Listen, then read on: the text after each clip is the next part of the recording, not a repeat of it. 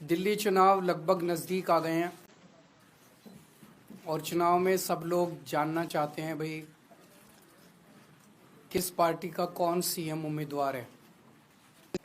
आम आदमी पार्टी की तरफ से तो शुरू से ही ये जग जाहिर था, पूरी पार्टी ने निर्णय लिया था, मेरे नाम के ऊपर सहमति थी कि अरविंद केजरीवाल जो है वो सीएम उम्मीदवार होंगे। भारतीय जनता पार्टी का पता नहीं चल रहा था किसी को कि कौन होगा। कल इनकी सीईसी की मीटिंग हुई है, सेंट्रल इलेक्शन कमेटी की मीटिंग हुई है और सूत्रों से पता चला है कि उस मीटिंग में भारतीय जनता पार्टी ने शायद निर्णय लिया है कि रमेश बिधूरी जी भारतीय जनता पार्टी के सीएम उम्मीदवार होंगे। ऐसा बताया जा रहा है सूत्रों के मुताबिक कि 1-2 दिन में औपचारिक रूप से रमेश बिधूरी जी के नाम का ऐलान कर दिया जाएगा। मैं तहे दिल से रमेश बिधूरी जी को बधाई देना चाहता हूं भारतीय जनता पार्टी के सीएम उम्मीदवार बनने के लिए। मैं दिल्ली की जनता की ओर से मांग करता हूं कि रमेश बिधूरी जी बताएं कि उन्होंने 10 साल सांसद के तौर पे बतौर सांसद उन्होंने 10 साल दिल्ली के लिए क्या क्या काम किए।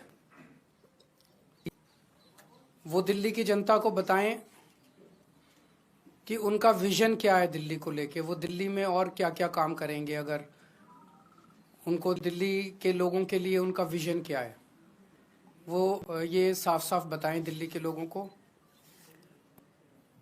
और जब उनका औपचारिक रूप से ऐलान हो जाएगा तो जनतंत्र को सुदृढ़ करने के लिए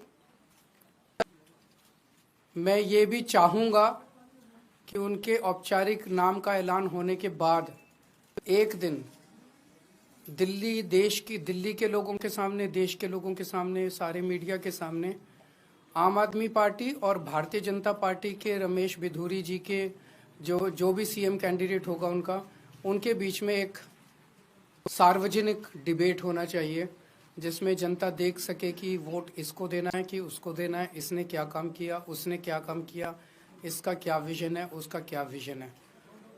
तो हम इंतज़ार करेंगे 1-2 दिन में शायद रमेश बिधूरी जी का औपचारिक ऐलान हो जाएगा। उसके बाद फिर हम आगे देखते हैं क्या होता है।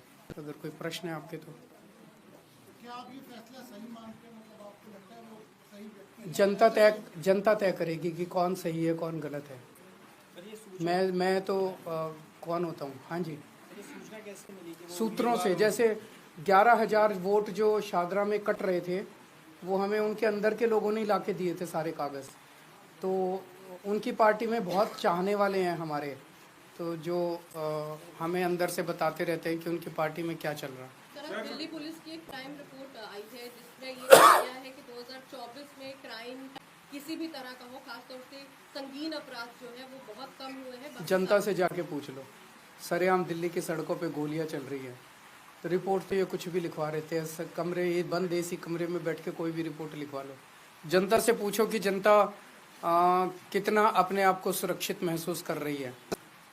सर, नई दिल्ली विधानसभा क्षेत्र में वोटर लिस्ट को लेकर बार-बार आपकी पार्टी के नेताओं के द्वारा गड़बड़ी की जा रही है, नए नाम जोड़े जा रहे हैं। आज संजय जी ने जो खुलासा किया है वो बहुत ज्यादा चौंकाने वाला है। गाली गलौज पार्टी के कई कैबिनेट मिनिस्टर्स और सांसदों के घरों से 20-20, 30-30, 40-40 नए वोट बनाने की एप्लीकेशन दिसंबर के और जनवरी के महीने में फाइल की गई है। ये कौन लोग हैं? अचानक इतने लोग सारे बीजेपी के गाली गलौज पार्टी के सांसदों के घरों में कैसे आ गए? कई ऐसे एक कमरे की झुग्गी, छोटी सी झुग्गी, उसमें 30 वोट बनाने की एप्लीकेशन आई हुई है। एक छोटी सी दुकान, उसमें 40 वोट बनाने की एप्लीकेशन आई। कौन है ये लोग?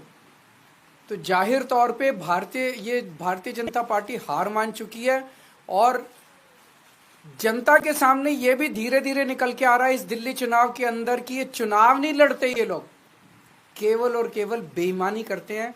इस चुनाव के अंदर इनकी एक एक बेईमानी, हमारे कार्यकर्ता इतने सतर्क थे कि उन्होंने एक बेईमानी इन लोगों की पकड़ ली है। पर वो सारी बातें हैं, उस पर भी चर्चा करेंगे। आज तो आप यही जनता को बताइएगा कि रमेश बिधूरी जी जो हैं वो इनके सीएम कैंडिडेट शायद बनने जा रहे हैं।